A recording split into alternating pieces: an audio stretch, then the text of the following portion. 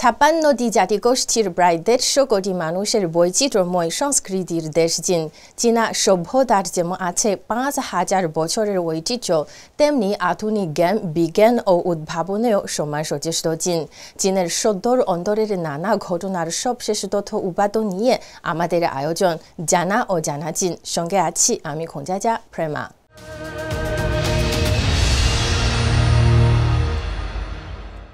চীনের শেনজৌ ১৯ মিশনের নভোচারীরা তিয়ানগং মহাকাশ স্টেশনে গুরুত্বপূর্ণ বৈজ্ঞানিক গবেষণা চালিয়ে যাচ্ছেন।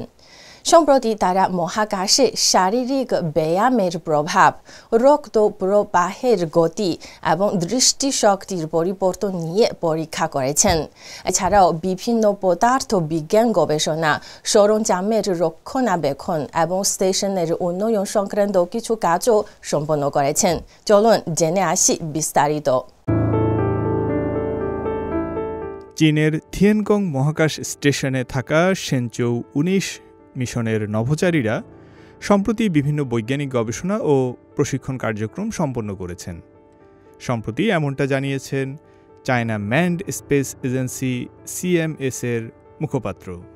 রোববার প্রকাশিত এক ভিডিওতে দেখা যায় নভোচারী ছাই সু চো, সোং লিংতং এবং ওয়াং হাওচো মহাকাশ স্টেশনের মূল মডিউল থিয়েন হতে ব্যস্ত সময় কাটাচ্ছেন। সেখানে প্রায় ৪ মাস ধরে অবস্থান করছেন তারা।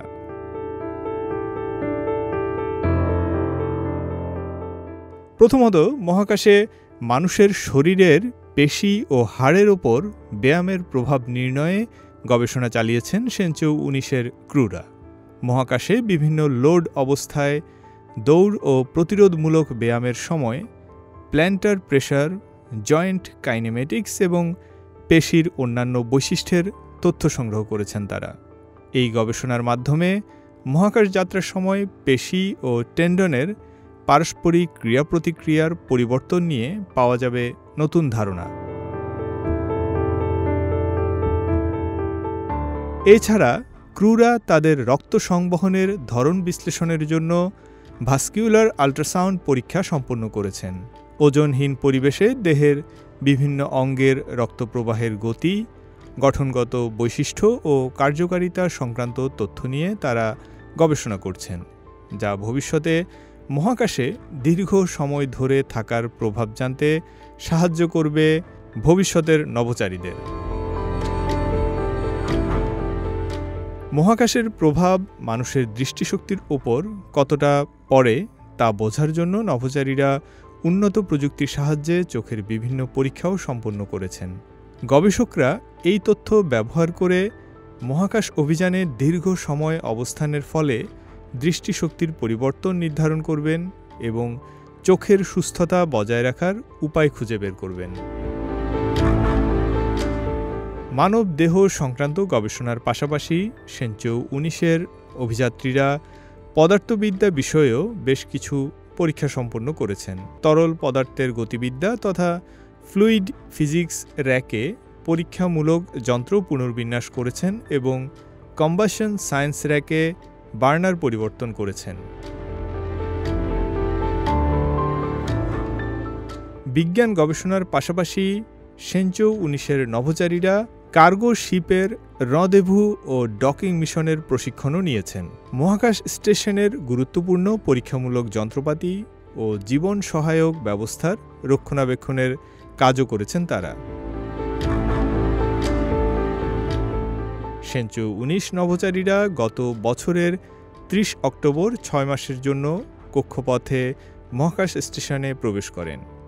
মিশনের অংশ হিসেবে তারা মোট ৮৬টি মহাকাশ বিজ্ঞান ও প্রযুক্তি সংক্রান্ত গবেষণা ও পরীক্ষা পরিচালনার পরিকল্পনা করেছেন বলে জানিয়েছে CMS-এ। চীনের এই মহাকাশ গবেষণা মিশন শুধু বিজ্ঞান ও প্রযুক্তির অগ্রগতিই নয়, ভবিষ্যতের মহাকাশ অভিযানে এক নতুন দিগন্ত উন্মোচন করতে সাহায্য করবে এটি। ফয়সল আব্দুল্লাহ, CMG বাংলা। চীনের অর্থনৈতিক উন্নয়নে একটি অত্যন্ত গুরুত্বপূর্ণ প্রকল্প হল দ্বিতীয় Sichuan to east gas transmission pipeline. এই পাইপলাইনের মাধ্যমে চীনের পূর্বাঞ্চলে প্রাকৃতিক গ্যাস সরবরাহ করা হবে, যা 8টি প্রদেশ ও শহর অতিক্রম করবে। পাইপলাইনটির দুটি অংশ আছে, পশ্চিম ও পূর্ব বিভাগ। বর্তমানে এর পূর্ব অংশের নির্মাণ কাজ পুরোদমে চলছে। পাইপলাইনটি নির্মিত হলে চীনের পূর্বাঞ্চলে গ্যাস সরবরাহ আরও সুনিশ্চিত হবে এবং স্থানীয় উন্নয়নে সহায়ক হবে।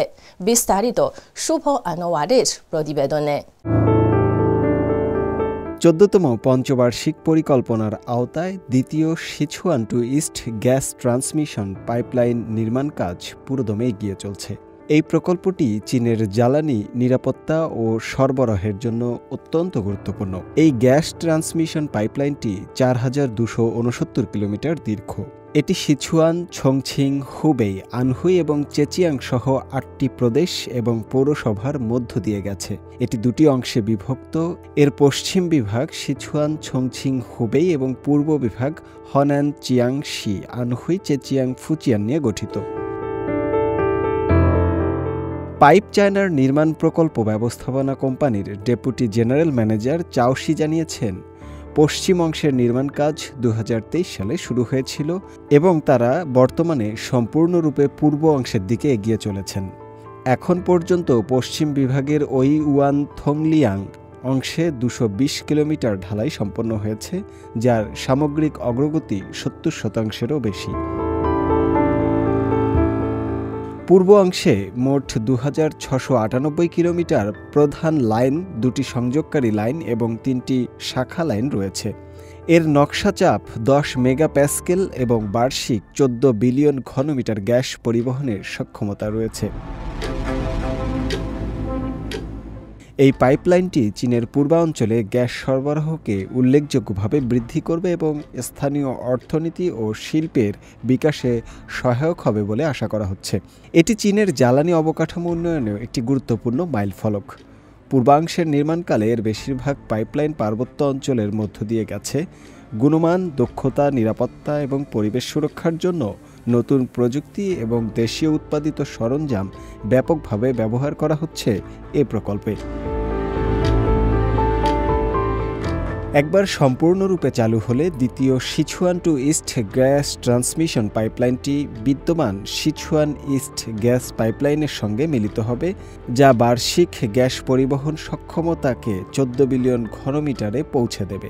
সম্মিলিত সিস্টেমটির বার্ষিক পরিবহন ক্ষমতা দাঁড়াবে 26 বিলিয়ন ঘনমিটারে, যা সিচুয়ান বেসিন থেকে গ্যাসের মসৃণ পরিবহন নিশ্চিত করবে।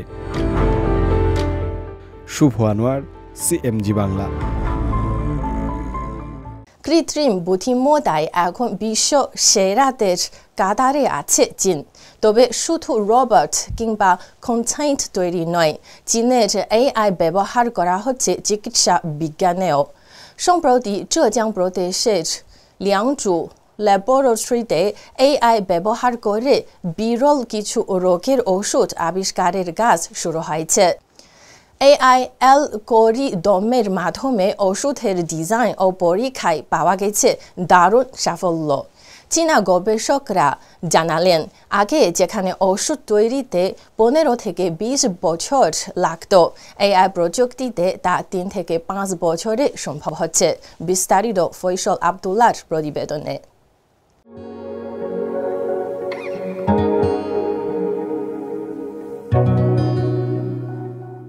চীনের পূর্বাঞ্চলীয় চচিয়াং প্রদেশের হাংচৌ শহরের একটি গবেষণাগারে ঔষধ তৈরিতে ব্যবহার করা হচ্ছে কৃত্রিম বুদ্ধিমত্তা বা AI। এতে করে নতুন ওষুধ তৈরির সময়সীমা কমিয়ে আসছে আশাতীত গতিতে।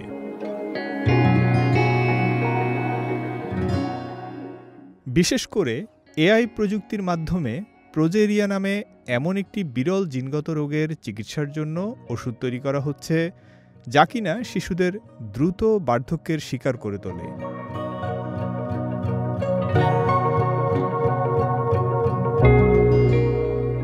চচিয়াং বিশ্ববিদ্যালয় ক্যাম্পাসে আছে লিয়াংচু ল্যাবরেটরি।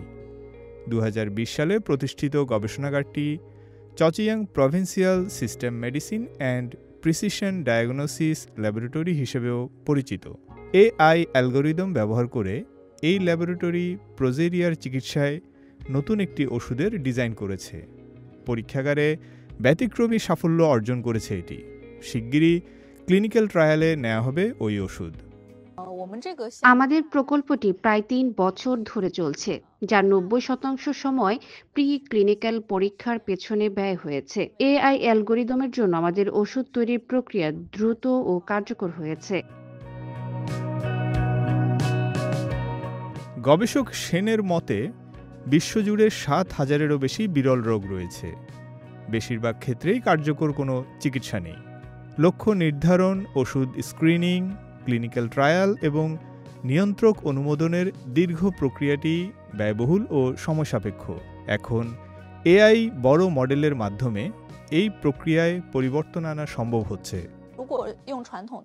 আগে বিশাল পরিসরে স্ক্রিনিংয়ের মাধ্যমে ছোট আণবিক ওষুধ তৈরিতে ১৫ থেকে ২০ বছর সময় লাগত। এতে ব্যর্থতার হারও ছিল বেশি। এখন এআই অ্যালগোরিদমের সহায়তায় ওষুধ উন্নয়নের সময় ৩ থেকে ৫ বছরে নেমে এসেছে। ২০২১ সালে লিয়াংচু ল্যাবরেটরি একটি বৈচিত্র্যময় দল গঠন করে, যেখানে ক্লিনিক্যাল মেডিসিন, জীববিজ্ঞান, গণিত, কম্পিউটার বিজ্ঞান ও পরিসংখ্যানের বিশেষজ্ঞরা কাজ করছেন। এরপর থেকে দলটি নির্ভুল রোগ নির্ণয় ও জিনগত এবং বিরল রোগের চিকিৎসার জন্য একাধিক ডিপ লার্নিং এআই অ্যালগোরিদম তৈরি করেছে। আমরা বিভিন্ন রোগের তথ্য এবং এমনকি পৃথক রোগীদের উপাত্ত বিশ্লেষণ করি। আমাদের আশা, এআই সরঞ্জামের মাধ্যমে আমরা প্রতিটি রোগীর ধরন বুঝে আলাদা চিকিৎসা দিতে পারব। চচিয়াংয়ের গবেষকরা আশা করছেন ভবিষ্যতে এই প্রযুক্তির মাধ্যমে আরও জটিল ও বিরল রোগের চিকিৎসা সহজলভ্য হবে। ওষুধ উন্নয়নের সময় ও ব্যয় কমিয়ে আনার পাশাপাশি এআই এর মাধ্যমে রোগীদের জন্য যার যার রোগের ধরন বুঝে কার্যকর ওষুধও নিশ্চিত করা যাবে। ফয়সাল আব্দুল্লাহ, সিএমজি বাংলা।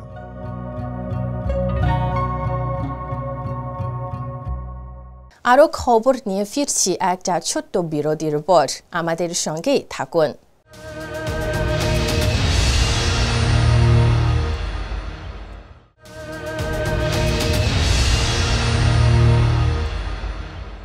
দর্শক, বিরতির পর আবারও স্বাগত জানা ও জানা চিনে।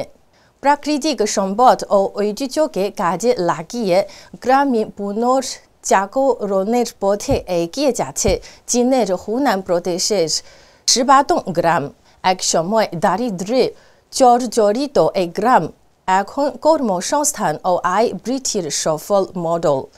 পোশাক কারখানা, ঐতিহ্যবাহী মিয়াও ও এমব্রয়ডারি শিল্প এবং স্থানীয় উদ্যোগের মাধ্যমে শত শত মানুষের জীবিকা নিশ্চিত করা হয়েছে এখানে।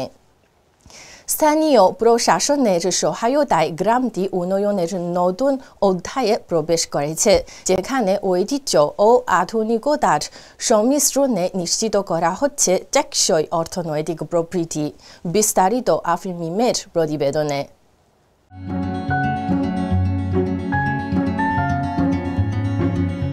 পাহাড়ের উপর ছোট্ট গ্রাম শিবাতং। এটি চীনের হুনান প্রদেশের একেবারে কেন্দ্রে অবস্থিত। এক সময়ের দারিদ্র্যপীড়িত এই গ্রাম এখন কর্মসংস্থান ও আয় বৃদ্ধির সফল মডেল। প্রাকৃতিক সম্পদ ও ঐতিহ্যকে কাজে লাগিয়ে গ্রামীণ পুনর্জাগরণের পথে এগিয়ে যাচ্ছে এই গ্রাম। এই গ্রামের নামকরণ করা হয়েছিল এর আশেপাশের 18টি প্রাকৃতিক গুহার কারণে। উলিং পর্বতমালার প্রায় 700 মিটার উঁচুতে অবস্থিত এই গ্রামটি একটি উপত্যকা এবং সবুজ ঢাল বিশিষ্ট ভূখণ্ডের উপর অবস্থিত। 1 দশক আগেও এই গ্রামটি ছিল একটি বিচ্ছিন্ন গ্রাম, যেখানে 200টি পরিবারের মধ্যে প্রায় শতাধিক পরিবার ছিল দরিদ্র। তবে স্থানীয়দের প্রচেষ্টায় এই গ্রাম লক্ষ্যভিত্তিক দারিদ্র্য নিরসনের মাধ্যমে এক গভীর রূপান্তরের অভিজ্ঞতা লাভ করেছে। সিয়াংসি, মিয়াও ও থুচিয়া স্বায়ত্তশাসিত পার্শ্ববর্তী হুয়ান কাউন্টি শিবাতং গ্রামের ভূমিকা পূর্ণরূপে কাজে লাগাতে আশেপাশের 7টি গ্রামকে একত্রিত করে তৈরি করেছে একটি গ্রামীণ পুনর্জীবন প্রদর্শনী অঞ্চল। এখানকার একটি পোশাক কারখানায় এখন কাজ করছে স্থানীয় গ্রামবাসীরা। 2100 বর্গমিটার এলাকা জুড়ে বিস্তৃত এই কারখানায় কাজ করে শিবাতং প্রদর্শনী অঞ্চলের গ্রামবাসীদের যেমন কর্মসংস্থানের সৃষ্টি হয়েছে, তেমনি আয়ও বেড়েছে কয়েক গুণ। 60 লাখ ইউয়ান বিনিয়োগে আমরা ফেব্রুয়ারির 5 তারিখ প্রথম কর্মী নিয়োগ শুরু করেছি। আমাদের কারখানায় এখন প্রায় 200 জন কর্মী রয়েছে। এই শিবাতং প্রদর্শনী অঞ্চলের পোশাক কারখানাটি সোয়ালং টাউন সরকারের দ্বারা প্রতিষ্ঠিত বলে জানান স্থানীয় সরকারের কর্মকর্তা লং চিন উ। এই প্রকল্পটি প্রদর্শনী অঞ্চলের বিভিন্ন গ্রামে স্থানীয় কর্মসংস্থান প্রচার করেছে, গ্রামবাসীদের আয় বাড়াতে কাজ করছে এবং গ্রামীণ পুনরুজ্জীবনে সহায়ক ভূমিকা পালন করছে। 2014 সালে শিবাতং গ্রাম মিয়াও এমব্রয়ডারি কোঅপারেটিভ প্রতিষ্ঠা করেন 54 জন এমব্রয়ডারি শিল্পী। শুরুর দিকে মিয়াও এমব্রয়ডারির বিক্রি তেমন ভালো না থাকায় এই শিল্পের বাজার সম্প্রসারণে এবং একটি ব্র্যান্ড তৈরি করতে সাহায্য করে স্থানীয় সরকার, বিশ্ববিদ্যালয় ও ডিজাইন কোম্পানি। এরপর শুরু করে মিয়াও এমব্রয়ডারি সম্পর্কিত সাংস্কৃতিক ও সৃজনশীল পণ্য তৈরি করা। সামাজিক প্রচেষ্টার মাধ্যমে গ্রামটির এমব্রয়ডারির শিল্প ধীরে ধীরে আরও স্কেলড, মানসম্পন্ন এবং ব্র্যান্ডেড শিল্পে পরিণত হয়েছে, যার ফলে দিন দিন জনপ্রিয় হয়ে উঠেছে এই এমব্রয়ডারি। আর মিয়াও এমব্রয়ডারি শিল্পে শিবাতং এবং এর আশেপাশের গ্রামগুলোর প্রায় 350 জন নারী সুযোগ পেয়েছেন কর্মসংস্থানের। সুবিশাল পাহাড় আর সেই পাহাড়ের চূড়ায় অবস্থিত ছোট্ট এই শিবাতং গ্রাম যেন আশীর্বাদ হয়ে ধরা দিয়েছে স্থানীয় বাসিন্দাদের জীবনে। আফরিন মিম, সিএমজি বাংলা। চীনা অ্যানিমেটেড ব্লকবাস্টার নারুটো বিশ্বব্যাপী 13 বিলিয়ন ইউয়ান আয় করেছে। মিং রাজবংশের একটি পৌরাণিক কাহিনীর উপর ভিত্তি করে নির্মিত এই চলচ্চিত্র চীনা অ্যানিমেশনকে যেমন নিয়ে গেছে নতুন উচ্চতায়, তেমনি সিনেমায় দেখানো নানা পৌরাণিক স্থানে বাড়িয়েছে পর্যটকদের আনাগোনা। বিশেষ করে সিচুয়ানের জিয়াংইউ শহরের ছেনয়ুয়ান পর্বতের গোল্ডেন লাইট কেভে পর্যটক বেড়েছে আগের চেয়ে 8 গুণ।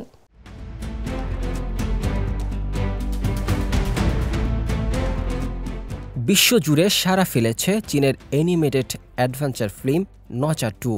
গত মাসে মুক্তির পর থেকে এই মুভিটি বিশ্বব্যাপী 137 বিলিয়ন ইউয়ান আয় করেছে। শুধু তাই নয়, এই সিনেমার দৃশ্য চীন জুড়ে সাংস্কৃতিক পর্যটনের একটি নতুন ঢেউ সৃষ্টি করেছে। সিনেমায় ধারণ করা দৃশ্যগুলো দেখে মানুষ ছুটছে সেই স্থানগুলো ভ্রমণ করতে, যা স্থানীয় পর্যটন শিল্পকে প্রাণবন্ত করে তুলেছে। নচা 2 সিনেমায় দর্শকদের মাত করে দিয়েছে তার রোমাঞ্চকর লড়াইয়ের দৃশ্য। এটি এখন বিশ্বের সবচেয়ে বেশি আয় করা অ্যানিমেটেড ফিল্মে পরিণত হয়েছে, যা ডিজনির ইনসাইড আউট 2 এর রেকর্ড ছাড়িয়ে গেছে। এছাড়াও এটি এখন বিশ্বের সর্বোচ্চ আয়ের মুভিগুলোর তালিকায় 8ম স্থানে রয়েছে। প্রাচীন চীনের মিং রাজবংশের পৌরাণিক কাহিনীর উপর ভিত্তি করে নির্মিত এই চলচ্চিত্র, যেখানে চীনের চিয়াংসি প্রদেশের সাংগ্রাও শহরের ছাংছিং পর্বত দেখানো হয়েছে। বলা হয়ে থাকে এই স্থানেই নচার গুরু তাওবাদ চর্চা করতেন। সিনেমার ব্যাপক জনপ্রিয়তার কারণে এই স্থানটি এখন পর্যটকদের কাছে আকর্ষণীয় গন্তব্য হয়ে উঠেছে। নচা 2 মুভিটির জনপ্রিয়তা কাজে লাগিয়ে চিয়াংসি প্রদেশের ফিল্ম থিমযুক্ত পর্যটন রুট তৈরি হয়েছে, যা সিনেমা প্রেমীদের জন্য একটি বিশেষ ভ্রমণের অভিজ্ঞতা নিয়ে এসেছে। এই উদ্যোগটি সিনেমার মাধ্যমে পর্যটন শিল্পকে এগিয়ে নেওয়ার সম্ভাবনাকে তুলে ধরে। মুভিটি শুধু বিনোদনই দেয়নি, বরং এটি স্থানীয় পর্যটনকে দিয়েছে এক নতুন মাত্রা। চিয়াংসি প্রদেশের কাংসু ফরেন ল্যাঙ্গুয়েজ স্কুলের ইংরেজি শিক্ষক আলেকজান্দ্রোস র্যালিস বলেন, নচায়ের কিংবদন্তির যাত্রার পদচিহ্ন অনুসরণ করে তিনি সোংসিং পর্বত ভ্রমণে গিয়েছিলেন। শুধু পর্বতের দৃশ্য উপভোগ করতেই নয়, বরং এই ভ্রমণ ছিল তার জন্য আরও গভীর ও অর্থপূর্ণ কিছুর সঙ্গে সংযুক্ত হওয়ার অভিজ্ঞতা। সিনেমাটির মাধ্যমে তিনি প্রাচীন চীনের সংস্কৃতি এবং তাওবাদের ঐতিহ্যের সাথে নিজেকে সংযুক্ত করতে পেরেছিলেন।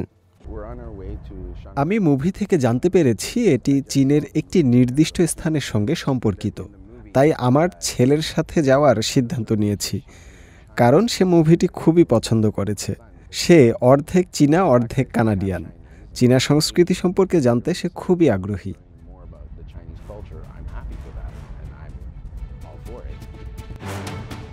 শুধু চীনেই নয়, বিশ্বজুড়ে দর্শকদের মন্ত্রমুগ্ধ করেছে নচা 2। এর পৌরাণিক কাহিনী, বীরত্ব এবং আত্মা আবিষ্কারের বিষয়গুলো মুভিটিকে আকর্ষণীয় করে তুলেছে। এটি শুধু বিনোদনই দেয়নি, বরং দর্শকদের চিন্তা ও অনুভূতিকে গভীরভাবে স্পর্শ করেছে। নচা 2 অস্ট্রেলিয়া এবং নিউজিল্যান্ডে 13 ফেব্রুয়ারি মুক্তি পায়। এর পরপরই সাংরাও শহরের রেলওয়ে স্টেশনে বিদেশি পর্যটকের সংখ্যা উল্লেখযোগ্য হারে বেড়েছে। এটি মুভিটির বৈশ্বিক জনপ্রিয়তা এবং চীনের সংস্কৃতি ও স্থানগুলোর প্রতি মানুষের আগ্রহ প্রমাণ করে।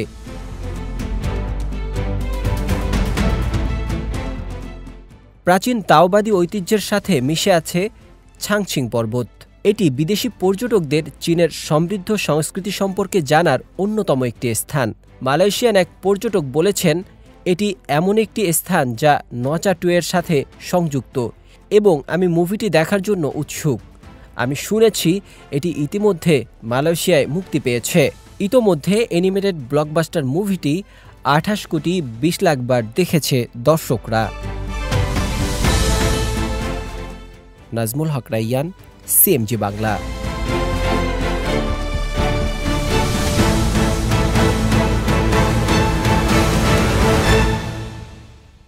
দর্শক, এই ছিল আমাদের এইবারের আয়োজনে। টেলিভিশনের পাশাপাশি সামাজিক যোগাযোগ মাধ্যমে অনুষ্ঠানটি দেখতে ভিজিট করুন facebook.com/CMG বাংলা এবং ইউটিউব চ্যানেল CMG বাংলায়। আগামী পর্বে আবারও কথা হবে। সে পর্যন্ত ভালো থাকুন, সুস্থ থাকুন।